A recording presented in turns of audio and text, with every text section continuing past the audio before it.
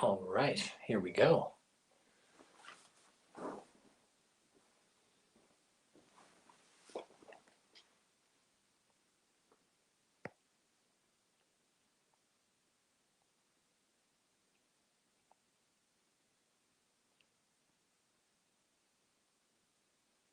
Well, good evening, everybody. How are you?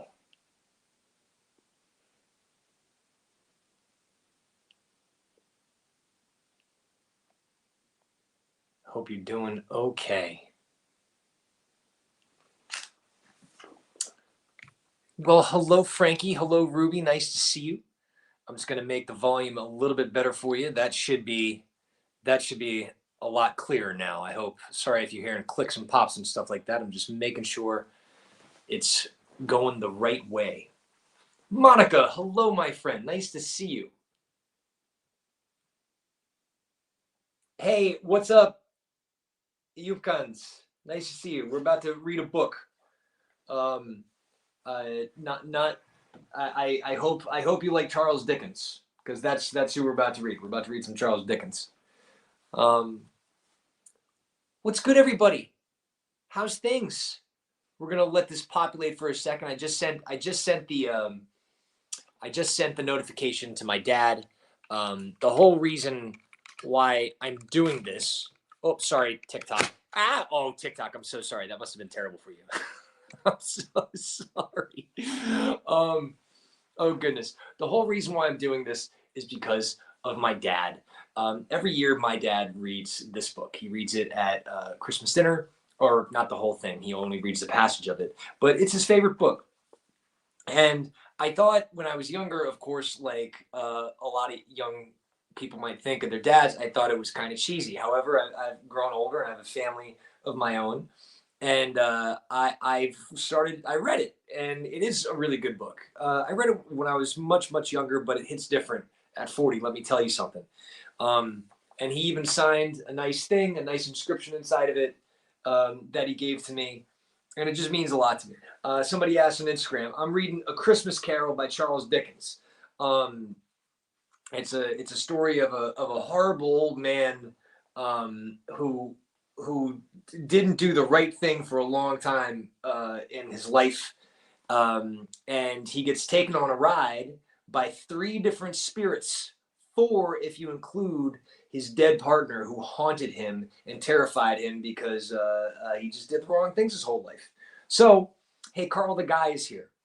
So yeah, so that's what I'm reading. I'm reading it because of my dad. I'm also raising money for a nonprofit called Hope for Justice. So if anybody's looking for somebody to donate to, Hope for Justice, they fight modern slavery.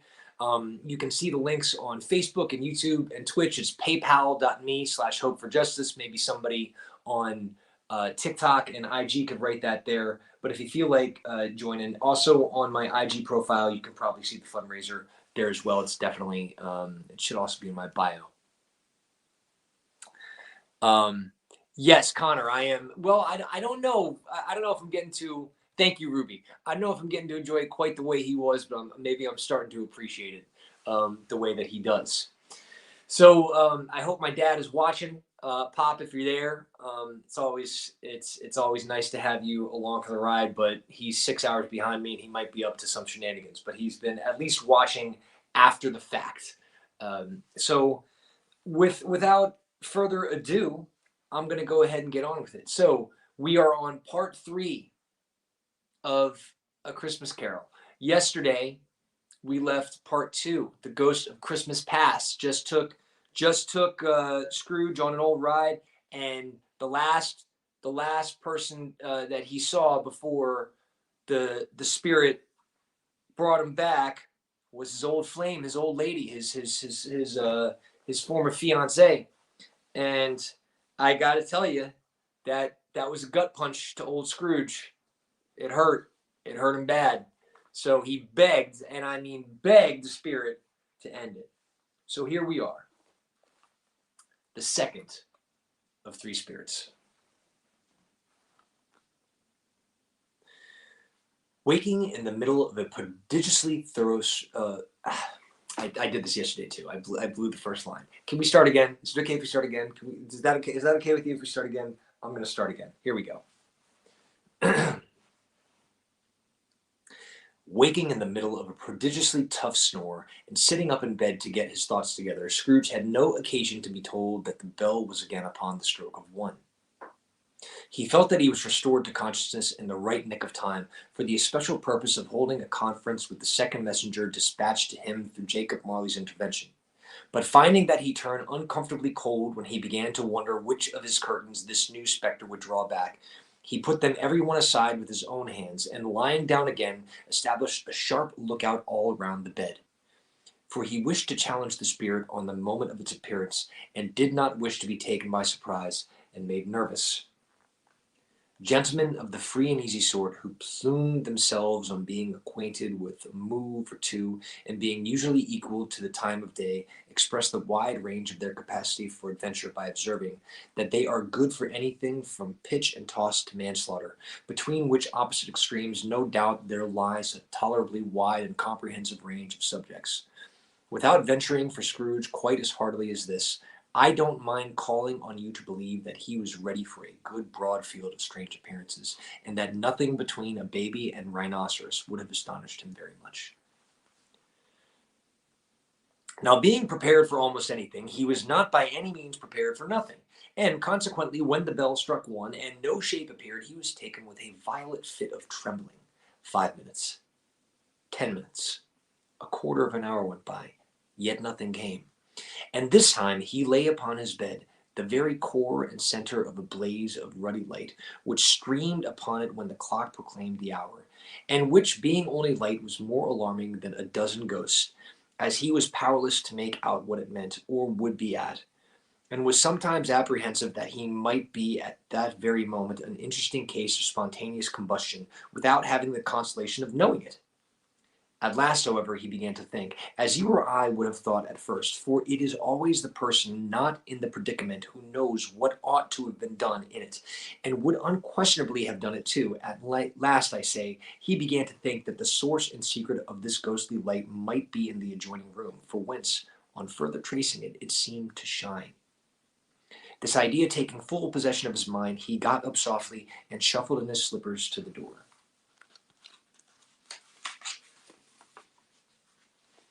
The moment Scrooge's hand was on the lock, a strange voice called him by his name and bade him enter. He obeyed. It was his own room. There was no doubt about that, but it had undergone a surprising transformation. The walls and ceiling were so hung with living green that it looked a perfect grove, from every part of which bright gleaming berries glistened. The crisp leaves of holly, mistletoe, and ivy reflected back the light, as if so many little mirrors had been scattered there, and such a mighty blaze went roaring up the chimney as the dull petrification of hearth had never known in Scrooge's time, or Marley's, or for many and many a winter season gone. Heaped up on the floor to form a kind of throne were turnkeys, geese, game, poultry, brawn, great joints of meat, suckling pigs, long rings of sausages, mince pies, plum puddings, barrels of oysters, red-hot chestnuts, cherry-cheeked apples, juicy oranges, luscious pears, immense 12th cakes, and seething bowls of punch that made the chamber dim with their delicious steam. In easy state upon this couch there sat a jolly giant, glorious to see, who bore a glowing torch in shape not unlike Plenty's horn, and held it up, high up, to shed its light on Scrooge, and he came peeping round the door. "Come in!" exclaimed the ghost. "Come in and know me better, man!" Scrooge entered timidly, and hung his head before the spirit. He was not the dogged Scrooge he had been, and though the spirit's eyes were clear and kind, he did not like to meet them. "I am the ghost of Christmas presents," said the spirit. "Look upon me." Scrooge reverently did so. It was clothed in one simple green robe, mantle bordered with white fur. This garment hung so loosely on the figure that its capacious breast was bare, as if disdaining to be warded or concealed by any artifice. Its feet, observable beneath the ample folds of the garment, were also bare, and on its head it wore no other covering than a holly wreath, set here and there with shining icicles. Its dark brown curls were long and free, free as its genial face, its sparkling eye, its open hand, its cherry voice, its unconstrained demeanor, and its joyful air. Girded round its middle was an antique scabbard, but no sword was in it, and the ancient sheath was eaten up with rust. "You have never seen the like of me before," exclaimed the spirit. "Never," Scrooge made answer to it. "Have never walked forth with the younger members of my family, meaning, for I am very young, my elder brothers born in these later years," perused the phantom. "I don't think I have," said Scrooge. "I am afraid I have not. Have you had many brothers, spirit?" "More than 1,800," said the ghost. "A tremendous family to provide for," muttered Scrooge. The ghost of Christmas present rose. "Spirit," said Scrooge submissively, "conduct me where you will. I went forth last night on compulsion, and I learnt a lesson which is working now. Tonight, if you have aught to teach me, let me profit by it. Touch my robe." Scrooge did as he was told, and held it fast. Holly, mistletoe, red berries, ivy, turkeys, geese, game, poultry, brawn, meat, pigs, sausages, oysters, pies, puddings, fruit, and punch all vanished instantly. So did the room, the fire, the ruddy glow, the hour of night, and they stood in the city streets on Christmas morning, where, for the weather was severe, the people made a rough but brisk and not unpleasant kind of music. In scraping the snow from the pavement in front of their dwellings, and from the tops of their houses, whence it was mad delight to the boys to see it coming plumping down into the road below, and splitting into artificial little snowstorms. The house fronts looked black enough, and the windows blacker, constraining with the smooth white sheet of snow upon the roofs, and with the dirtier snow upon the ground, which last deposit had been ploughed up in deep furrows of the heavy wheels of carts and wagons, furrows that had crossed and recrossed each other hundreds of times where the great streets branched off and made intricate channels, hard to trace in the thick yellow mud and icy water. The sky was gloomy, and the shortest streets were choked up with a dingy mist, half thawed, half frozen, whose heavier particles descended in a shower of sooty atoms, as if all the chimneys in Great Britain had, by one consent, caught fire, and were blazing away to their dear heart's content. There was nothing very cheerful in the climate or the town, and yet there was an air of cheerfulness abroad that the clearest summer air and brightest summer sun might have endeavored to diffuse in vain. For the people who were shoveling away on the housetops were jovial and full of glee, calling out to one another from parapets, and now and then exchanging a facetious snowball, better-natured missile far than many a wordy jest, laughing heartily as if it went right and not less heartily if it went wrong. The poulterers' shops were still half open, and the fruiterers were radiant in their glory. There were great round pot-bellied baskets of chestnuts shaped like waistcoats of jolly old gentlemen, lolling at the doors and tumbling out into the street in their apoplectic opulence. There were ruddy, brown-faced, broad-girthed Spanish onions, shining in the fatness of their growth like Spanish friars, and winking from their shelves in wanton slyness at the girls as they went by, and glanced demurely at the hung-up mistletoe. There were pears and apples clustered high in blooming pyramids. There were bunches of grapes made in the shopkeeper's benevolence to dangle from conspicuous hooks, that people's mouths might water gratis as they passed. There were piles of filberts, mossy and brown, recalling in their fragrance ancient walks among the woods, and pleasant shufflings ankle-deep through the withered leaves. There were Norfolk biffins, squab and swarthy, setting off the yellow of the oranges and lemons, and in the great compactness of their juicy persons, urgently entreating and beseeching to be carried home in paper bags and eaten after dinner. The very gold and silver fish set forth among these choice fruits in a bowl, though members of a dull and stagnant blooded race, appeared to know that there was something going on, and to a fish went gasping round and round their little world in slow and passionless excitement. The grocers, oh, the grocers, nearly closed with perhaps two shutters down, or one, but through those gasps such glimpses. It was not alone that the scales descending on the counter made a merry sound, or that the twine and roller parted company so briskly, or that the canisters were rattled up and down like juggling tricks, or even that the blended scents of tea and coffee were so grateful to the nose, or even that the raisins were so plentiful and rare, the almonds so extremely white, the sticks of cinnamon so long and straight, the other spices so delicious, the candied fruit so caked and spotted with molten sugar as to make the coldest lookers on feel faint and subsequently bilious. Nor was it that the figs were moist and pulpy, or that the French plums blushed in the modest tartness from their highly decorated boxes, or that everything was good to eat and in its Christmas dress, but that the customers were all so hurried and so eager in the hopeful promise of the day that they tumbled up against each other at the door, crushing their wicker baskets wildly, and left their purchases upon the counter, and came running back to fetch them, and committed hundreds of the like mistakes in the best humor possible. While the grocer and his people were so frank and fresh that the polished hearts with which they fastened their aprons behind might have been their own, worn outside for general inspection and for Christmas dolls to peck as if they chose. But now the steeples called good people all to the church and chapel, and away they came, flocking through the streets in their best clothes and with the gayest faces.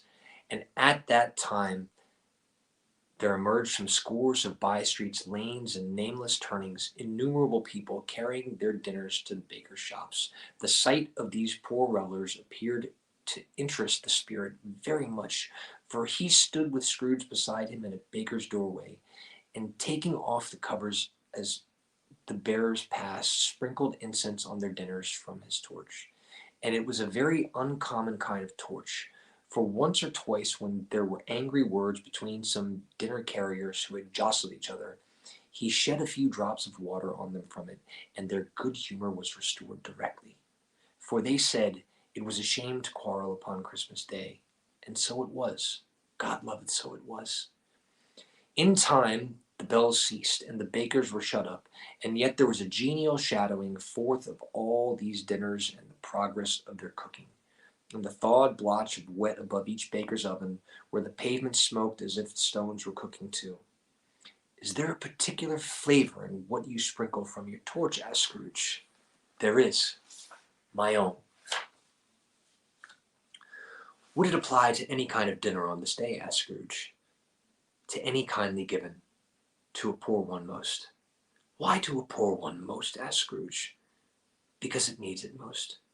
"Spirit," said Scrooge, after a moment's thought, "I wonder you, of all the beings in the many worlds about us, should desire to cramp these people's opportunities of innocent enjoyment." "I!" cried the Spirit. "You would deprive them of their means of dining every seventh day, often the only day on which they can be said to dine at all," said Scrooge. "Wouldn't you?" "Aye!" cried the Spirit. "You seek to close these places on the seventh day," said Scrooge, "and it comes to the same thing." "I seek!" exclaimed the Spirit. "Forgive me if I am wrong. It has been done in your name, or at least in the name of your family," said Scrooge. "There are some upon this earth of yours," returned the Spirit, "who lay claim to know us, and who do their deeds of passion, pride, ill will, hatred, envy, bigotry, and selfishness in our name, who are as strange to us as all our kith and kin, as if they have never lived. Remember that, and charge their doings on themselves, not us." Scrooge promised that he would, and they went on, invisible as they had been before, into the suburbs of the town. It was a remarkable quality of the ghost's, which Scrooge had observed at the baker's, that notwithstanding his gigantic size, he could accommodate himself to any place with ease, and that he stood beneath a low roof quite as gracefully like a supernatural creature as it was possible he could have done in any lofty hall. And perhaps it was the pleasure of the good spirit had in showing off this power of his, or else it was his own kind, generous, hearty nature, and his sympathy with all poor men that led him straight to Scrooge's clerks. For there he went, and took Scrooge with him, holding to his robe, and on the threshold of the door the spirit smiled, and stopped to bless Bob Cratchit's dwelling with the sprinkling of his torch. Think of that!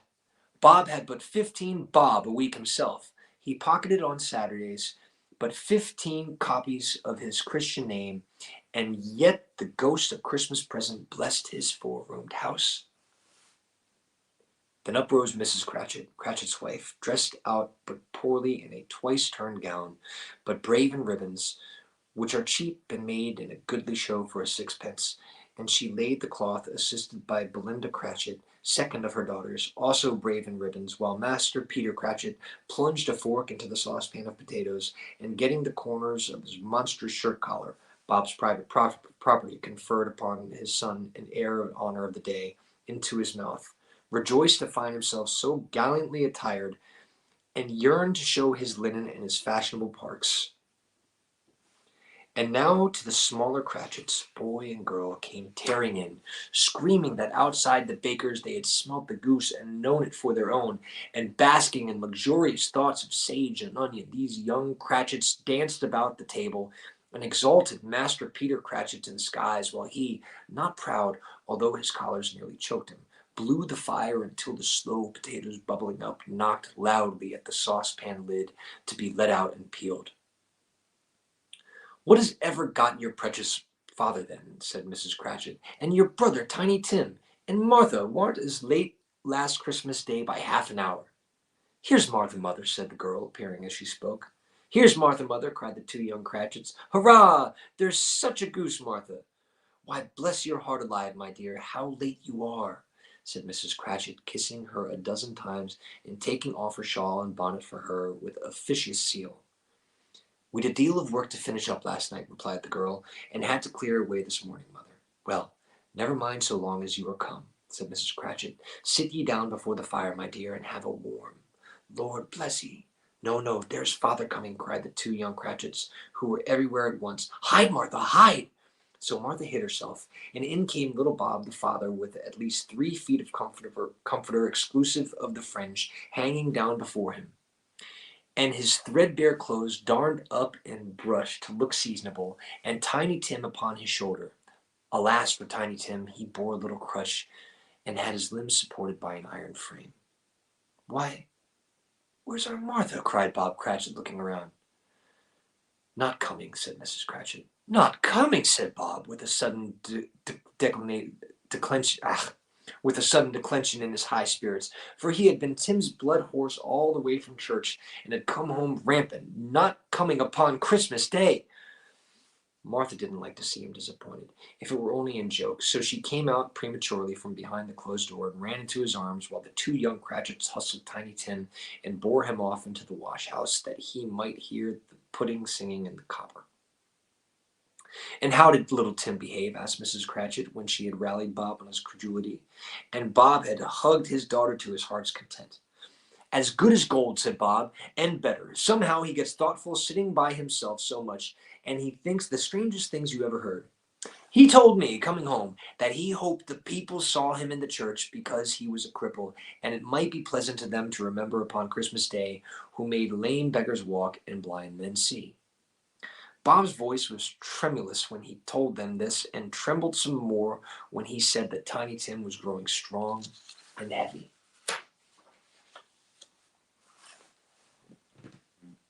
"Hiya, Leah." His active little crutch was heard upon the floor, and back came Tiny Tim before another word was spoken, escorted by his brother and sister to his stool before the fire. And while Bob, turning up his cuffs as if, poor fellow, they were capable of being made more shabby, compounded some hot mixture in a jug with gin and lemons, and stirred it round and put it on the hob to simmer, Master Peter and the two ubiquitous young Cratchits went to fetch the goose, with which they soon returned in high procession. Such a bustle ensued that you might have thought a goose the rarest of all birds, and a feather phenomenon to which a black swan was a matter of course. And in truth it was something very like it in the house. Mrs. Cratchit made the gravy ready beforehand in a little saucepan, hissing hot. Master Peter mashed the potatoes with an incredible vigor. Miss Belinda sweetened up the apple sauce. Martha dusted the hot plates. Bob took Tiny Tim beside him in a tiny corner at the table. The two young Cratchits sat chairs for everybody, not forgetting themselves, and mounting guard upon their post, crammed spoons into their mouths lest they should shriek for goose before their turn came to be helped. At last the dishes were set on, and grace was said. It was succeeded by a breathless pause as Mrs. Cratchit, looking slowly all along the carving knife, prepared to plunge in it the breast.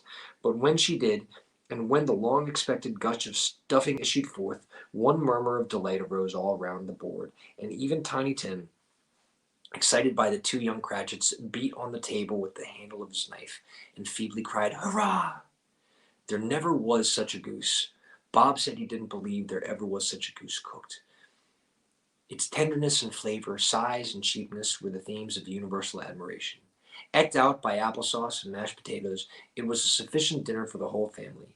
Indeed, as Mrs. Cratchit said with great delight, surveying one small atom of a bone upon the dish, they hadn't ate it all at last, yet every one had had enough, and the youngest Cratchits in particular were steeped in sage and onion in the eyebrows. But now, the plates being changed by Miss Belinda, Mrs. Cratchit left the room alone, too nervous to bear witness, to take the pudding up and bring it in.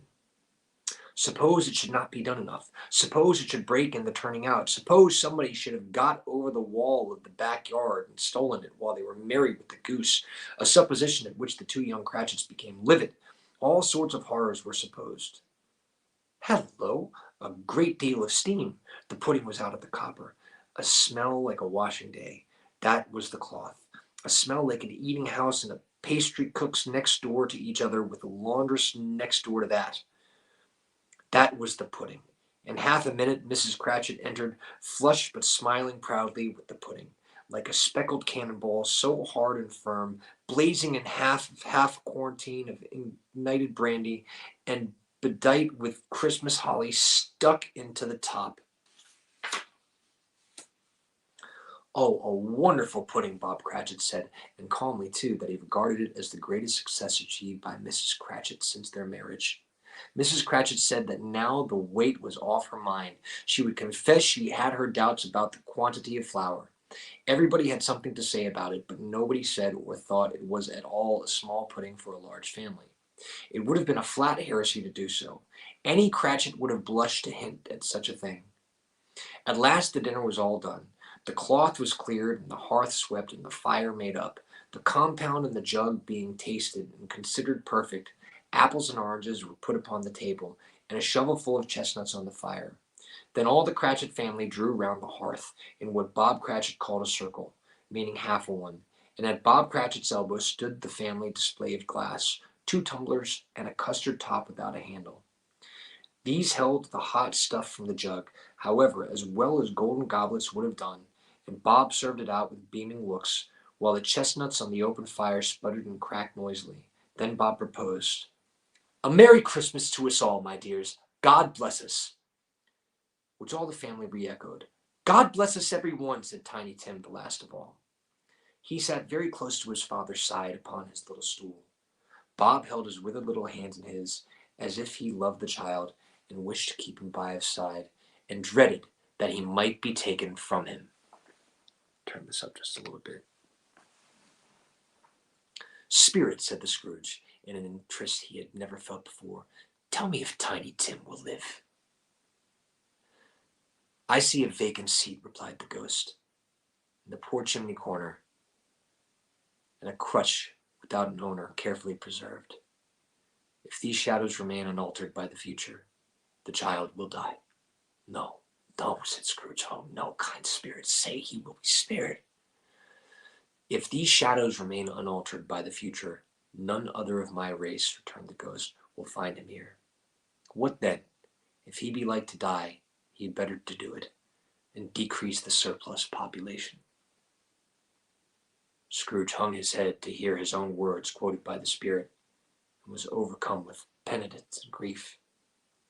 Man, said the ghost, if man you be in heart, not adamant, forbear that wicked cant until you have discovered what the surplus is and where it is. Will you decide what men shall live, what men shall die? It may be that in the sight of heaven you are more worthless and less fit to live than millions like this poor man's child. Oh God, to hear the insect on the leaf pronouncing on the too much life among his hungry brothers in the dust. Scrooge bent before the ghost's rebuke, and trembling cast his eyes upon the ground, but he raised them speedily on hearing his own name. Mr. Scrooge, said Bob, I give you Mr. Scrooge, the founder of our feast. The founder of the feast, indeed, cried Mrs. Cratchit, reddening. I wish I had him here. I'd give him a piece of my mind to feast upon, and I hope he'd have a good appetite for it. My dear, said Bob, the children, Christmas Day. It should be Christmas Day, I am sure, said she, on which one drinks to the health of such an odious, stingy, hard, unfeeling man as Mr. Scrooge. You know he is, Robert. Nobody knows it better than you do, poor fellow. My dear, was Bob's mild answer, Christmas Day. I'll drink his health for your sake and the day's, said Mrs. Cratchit. Not for his. Long life to him, a Merry Christmas and a Happy New Year. He'll be very merry and very happy, I have no doubt. The children drank the toast after her. It was the first of their proceedings which had no heartiness. Tiny Tim drank it last of all, but he didn't care twopence for it. Scrooge was the ogre of the family. The mention of his name cast a dark shadow on the party, which was not dispelled for a full 5 minutes.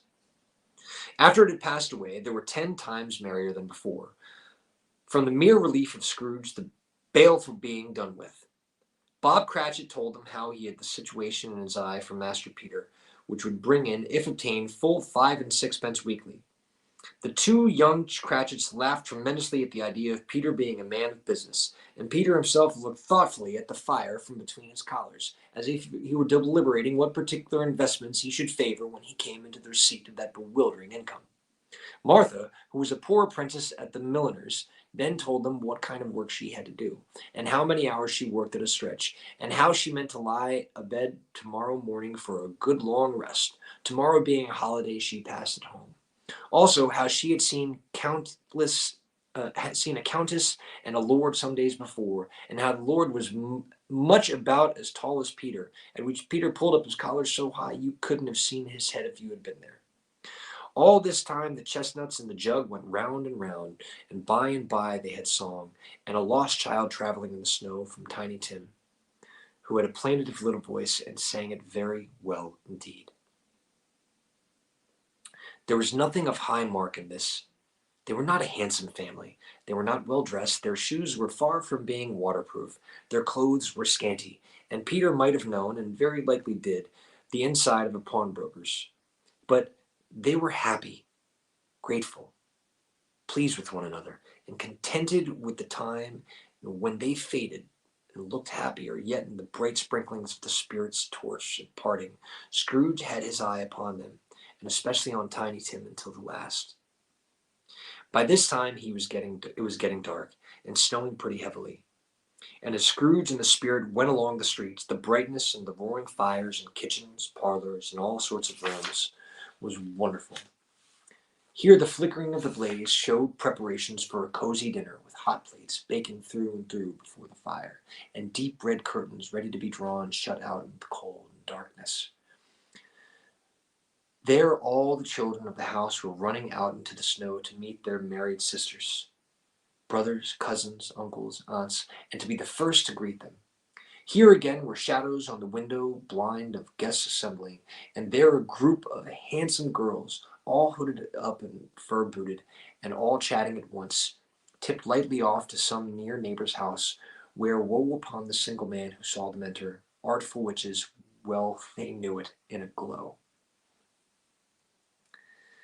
But if you would judge from the numbers of people on their way to friendly gatherings, you might have thought that no one was at home to give them welcome when they got there.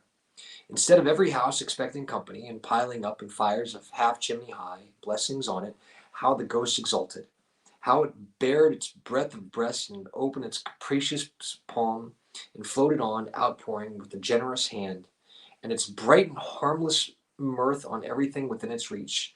The very lamplighter who ran upon before, dotting the dusky street with specks of light, and who was dressed to spend the evening somewhere, laughed out loud as the spirit passed, though little kenned and lamplighter that he had any company but Christmas. And now, without a word of warning from the ghost, they stood upon the bleak and desert moor, where monstrous masses of rude stone were cast about, and as though it were the burial place of giants, and water spread itself wheresoever it listed, or would have done so, but for the frost held it prisoner, and nothing grew but moss and furze, and coarse rank grass.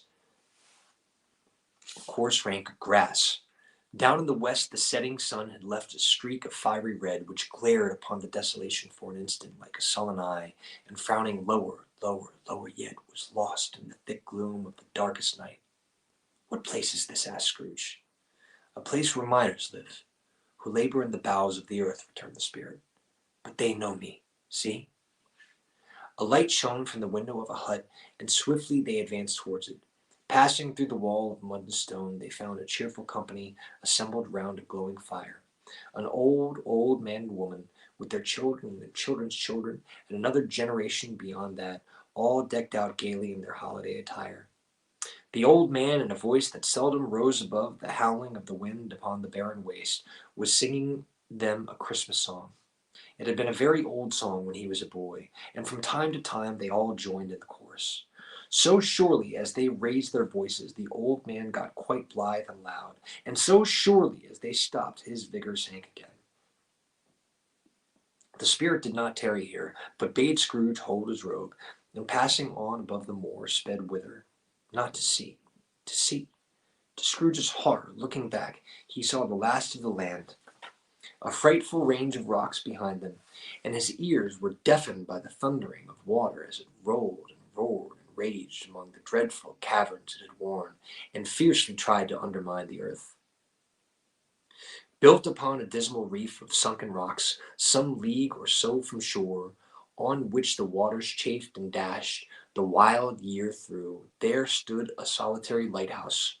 Great heaps of seaweed clung to its base, and storm birds, born of the wind, once might suppose, as seaweed of the water, rose and fell about it like the waves they skimmed. But even here, two men who watched the light had made a fire, that through the loophole in the thick stone wall shed out a ray of brightness on the awful sea. Joining their horny hands over the rough table at which they sat, they wished each other Merry Christmas in their can of grog, and one of them, the elder two, with his face all damaged and scarred with hard weather, as the figurehead of an old ship might be, struck up a sturdy song that was like a gale in itself. Again the ghost sped on, above the black and heaving sea, on, till being far away, as he told Scrooge, from any shore, they lighted on a ship. They stood beside the helmsman at the wheel and the lookout at the bow, the officers who had the watch, dark, ghostly figures in their several stations, but every man among them hummed a Christmas tune, or had a Christmas thought, or spoke below his breath to his companion of some bygone Christmas day, with homeward hopes belonging to it. And every man on board, waking or sleeping, good or bad, had kinder words for another on that day than on any day in the year, and had shared to some extent in its festivities, and had remembered those he cared for at a distance, and had known that they delighted to remember him. It was a great surprise to Scrooge, while listening to the moaning of the wind, and thinking what a solemn thing it was to move on through the lonely darkness over an unknown abyss, whose depths were secrets as profound as death. It was a great surprise to Scrooge, while thus engaged, to hear a hearty laugh. It was a much greater surprise to Scrooge to recognize it as his own nephew's, and to find himself in a bright, dry, gleaming room, with the spirit standing smiling by his side, and looking at that same nephew with approving affability. "Ha ha ha!" laughed Scrooge's nephew. "Hey! If you should happen, by any unlikely chance, to know a man more blessed in a laugh than Scrooge's nephew, all I can say is, I should like to know him too. Introduce him to me, and I'll cultivate his acquaintance." It is a fair, even-handed, noble adjustment of things that while there is an infection in disease and sorrow, there is nothing in the world so irresistibly contagious as laughter and good humor.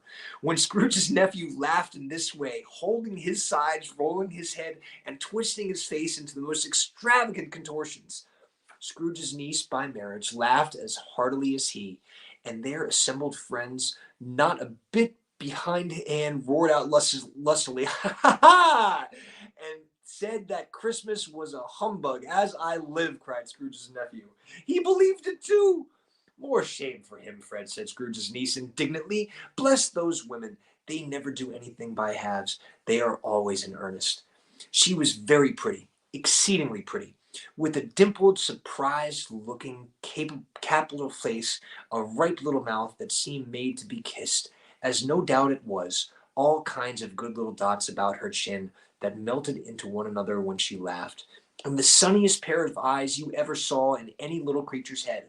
Altogether, she was what you would have called provoking, but satisfactory too. Oh, perfectly satisfactory. "He's a comical old fellow," said Scrooge's nephew. "That's the truth, and not so pleasant as he might be. However, his offences carry their own punishment, and I have nothing to say against him." "I'm sure he is very rich, Fred," hinted Scrooge's niece. "At least you always tell me so." "What of that, my dear?" said Scrooge's nephew. "His wealth is of no use to him. He don't do any good with it. He don't make himself comfortable with it. He hasn't the satisfaction of thinking, ha ha ha, that he is ever going to benefit us with it." "I have no patience with him," observed Scrooge's niece.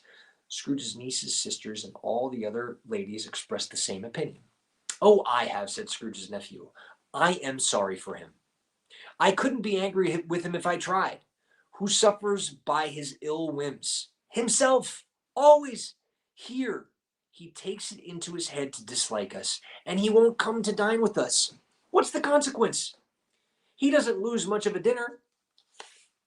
"Indeed, I think he loses a very good dinner," interrupted Scrooge's niece. Everybody else said the same, and they must be allowed to have been competent judges because they had just had the dinner, and with the dessert upon the table were clustered round the fire by lamplight. "Well, I'm very glad to hear it," said Scrooge's nephew, "because I haven't great faith in these young housekeepers. What say you, Topper?" Topper had clearly got his eye upon one of Scrooge's niece's sisters, for he answered that a bachelor was a wretched outcast who had no right to express an opinion on the subject. Whereat Scrooge's niece's sister, the plump one with the lace tucker, not the one with the roses, blushed. "Do go on, Fred," said Scrooge's niece, clapping her hands. "He never finishes what he began to say. He is such a ridiculous fellow." Scrooge's nephew revealed in another laugh, and as it was impossible to keep the infection off, though the plump sister tried hard to do it with the aromatic vinegar, his example was unanimously followed. "I was only going to say," said Scrooge's nephew, "that the consequence of his taking a dislike to us and not making merry with us is, as I think, that he loses some pleasant moments which could do him no harm. I am sure he loses pleasanter companions than he can find in his own thoughts, either in his mouldy old office or his dusty chambers. I mean, to give him the same chance every year, whether he likes it or not, for I pity him. He may rail at Christmas till he dies, but he can't help thinking better of it. I defy him. If he finds me going there in good temper, year after year, and saying, 'Uncle Scrooge, how are you?' If it only puts him in the vein to leave his poor clerk £50, that's something. And I think I shook him yesterday." It was their turn to laugh now at the notion of his shaking Scrooge.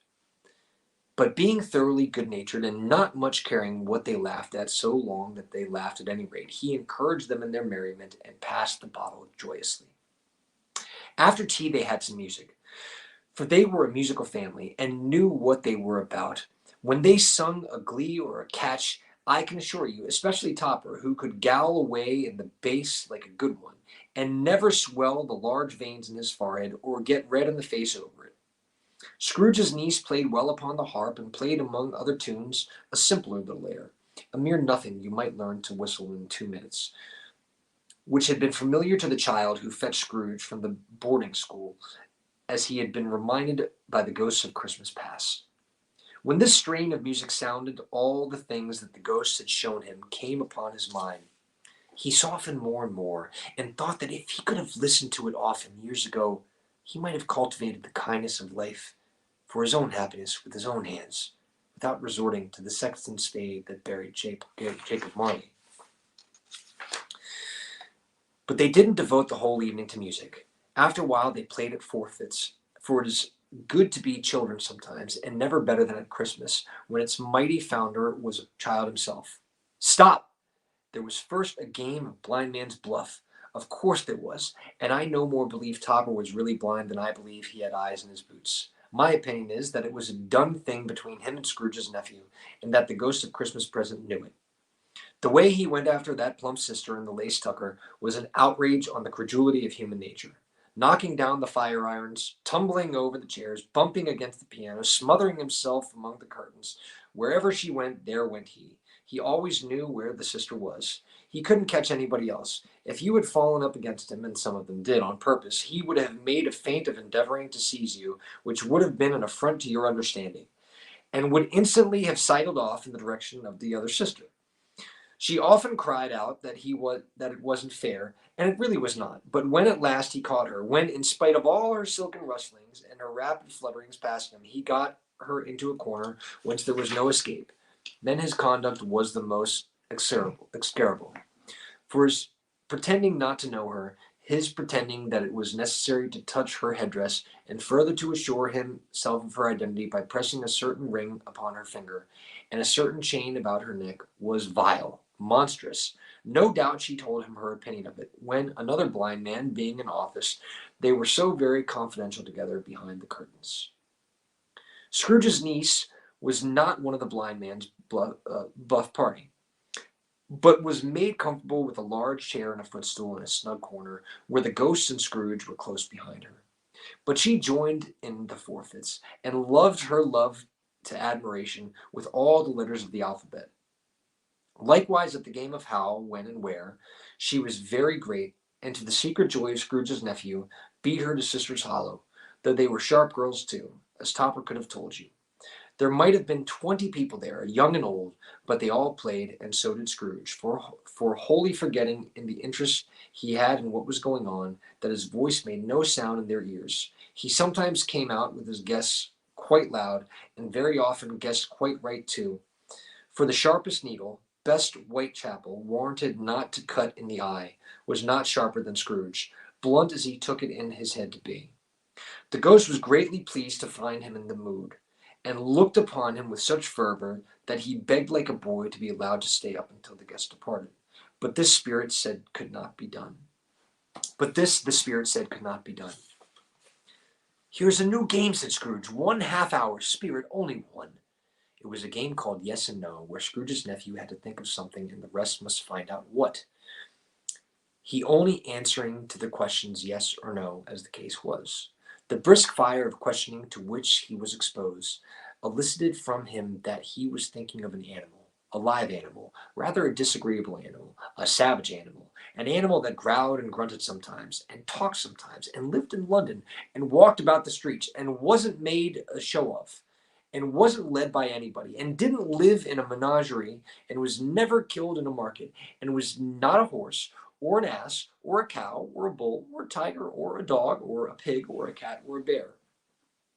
At every fresh question that was put to him, this nephew burst into a fresh roar of laughter, and was so inexpressibly tickled that he was obliged to get up off the sofa and stamp. At last, the plump sister, falling into a similar state, cried out, I have found it out. I know what it is, Fred. I know what it is. What is it? Cried Fred. It's your Uncle Scrooge! Which it certainly was. Admiration was the universal sentiment, though some objected that the reply to "Is it a bear?" ought to have been a yes, inasmuch as an answer to the negative was sufficient to have diverted their thoughts from Mr. Scrooge, supposing they had ever had any tendency that way. He has given us plenty of merriment, I am sure, said Fred, and it would be ungrateful not to drink to his health. Here's a glass of mulled wine ready to our hand at the moment, and I say, Uncle Scrooge. Well, Uncle Scrooge, they cried. A Merry Christmas and Happy New Year to the old man, whatever he is, said Scrooge's nephew. He wouldn't take it from me, but may he have it nonetheless. Uncle Scrooge. Uncle Scrooge had imperceptibly become so gay and light of heart that he would have pledged the unconscious company in return and thanked them in an inaudible speech if the ghost had given him time. But the whole scene passed off in the breath of the last word spoken by his nephew, and he and the spirit were again upon their travels. Much they saw, and far they went, and many homes they visited, but always with a happy end. The spirits stood beside sick beds, and they were cheerful on foreign lands, and they were close at home by struggling men, and they were patient in their greater hope, by poverty, and it was rich, in almshouse, hospital, and jail, in misery's every refuge, where vain man in his little brief authority had not made fast at the door, and barred the spirit out. He left his blessing, and taught Scrooge his precepts. It was a long night, if it were only a night, but Scrooge had his doubts of this, because the Christmas holidays appeared to be condensed into the space of time they passed together. It was strange, too, that while Scrooge remained unaltered in his outward form, the ghost grew older, clearly older. Scrooge had observed this change, but never spoke of it until they left the children's 12th night party, when looking at the spirit as they stood together in an open place, he noticed that his hair was gray. "Are spirits' lives so short?" asked Scrooge. "My life upon this globe is very brief," replied the ghost. "It ends tonight." "Tonight!" cried Scrooge. "Tonight at midnight. Hark! The time is drawing near." The chimes were ringing the 3/4 past 11 at the moment. "Forgive me if I am not justified in what I ask," said Scrooge, looking intently at the spirit's robe, "but I see something strange, and not belonging to yourself, protruding from your skirts. Is it a foot or a claw?"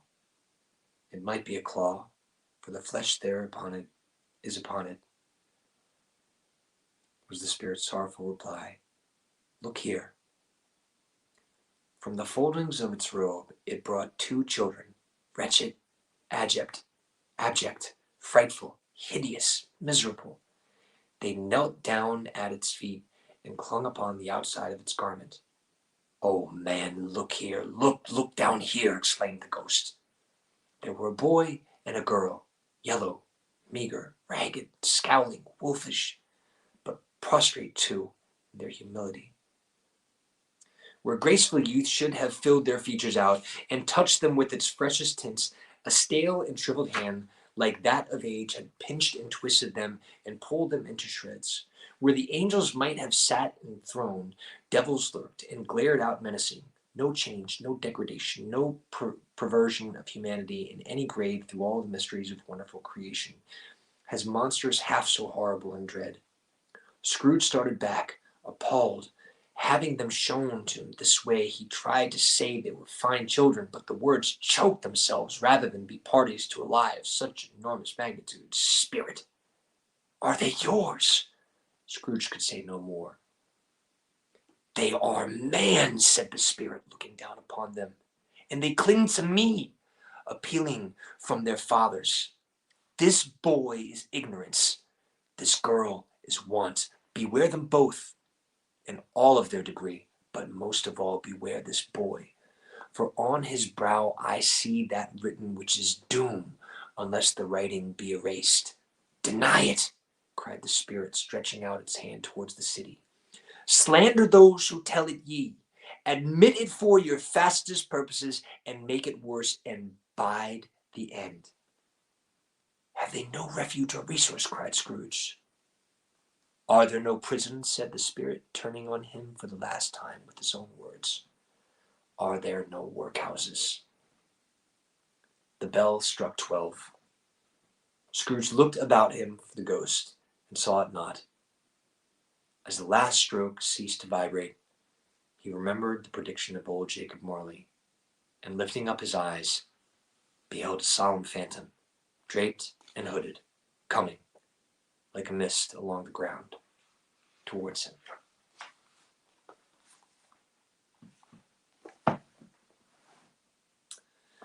So there you go.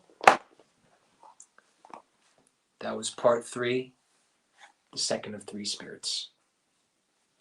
Tomorrow we finish it with the last 2 chapters.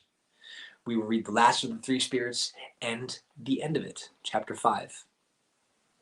Did you guys enjoy it? Did you have some fun? I gotta say, I'm really digging this. You know, there were a lot of good moments in that, but 2 moments in particular were somewhere towards the middle and the end there, when the spirit threw his words right back at him, and that shook Scrooge pretty good. Another of my favorites was when Scrooge wanted to stay for the party. You know, that's gotta